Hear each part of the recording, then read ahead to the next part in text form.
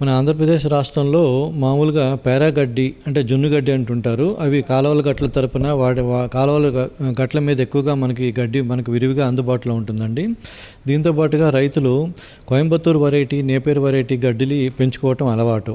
ఈ విధంగా రాష్ట్రంలో మనకు దాదాపు 1,48,000 ఎకరాలలో మనకు పశుగ్రాసం అనేది కంటిన్యూస్గా అన్ని జిల్లాల్లో అందుబాటులో ఉందండి. కానీ వేసవిలో ఈ పశుగ్రాసం ముఖ్యంగా పచ్చి మేత కొరత అనేది ఎక్కువగా ఉంటుంది కాబట్టి వాటికి మనం ఈ పచ్చి మేతను అధిగమించడానికి మేము డిపార్ట్మెంట్ తరఫున మేము పశుగ్రాస విత్తనాలను కూడా మేము సరఫరా చేస్తున్నామండి. ఈ సంవత్సరం మేము దాదాపు 1,100 మెట్రిక్ టన్నుల పశుగ్రాస విత్తనాలను అన్ని జిల్లాలకి సరఫరా చేయడం జరిగింది.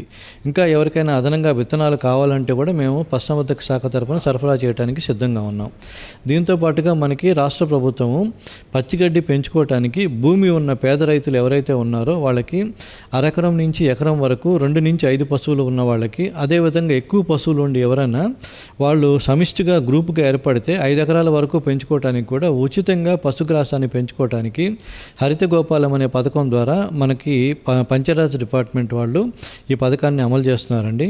ఇందులో భాగస్వాములు కావాలంటే రైతులు తమకున్న పశువుల సంఖ్యను అదేవిధంగా జాబ్ కార్డుని దృష్టిలో పెట్టుకొని వాళ్ళు ఈ పథకంలో భాగస్వాములైతే వాళ్ళకి అరెకరం నుంచి ఎకరం వరకు వ్యక్తిగతంగా వాళ్ళ పొలంలో వాళ్ళు పచ్చిగడ్డి పెంచుకోవడానికి పూర్తిగా ప్రభుత్వం సహాయం చేస్తుంది.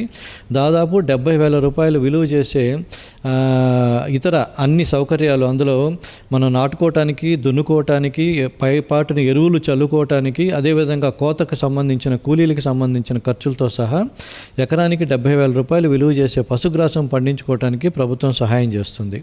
సో ఎవరైనా గ్రామాల్లో సమిష్టిగా ఎవరైనా చేసుకోవాలంటే ముఖ్యంగా డ్వాక్రా మహిళలు కానీ వాళ్ళు ఎవరైనా వాళ్ళకి భూమి ఉంటే అందులో 5 ఎకరాల వరకు పండించుకొని ఈ పశుగ్రాసాన్ని వేసవి కాలంలో ఇతర రైతులకి వాళ్ళు ఖరీదుకు అమ్ముకోవడానికి కూడా అవకాశం ఉందండి.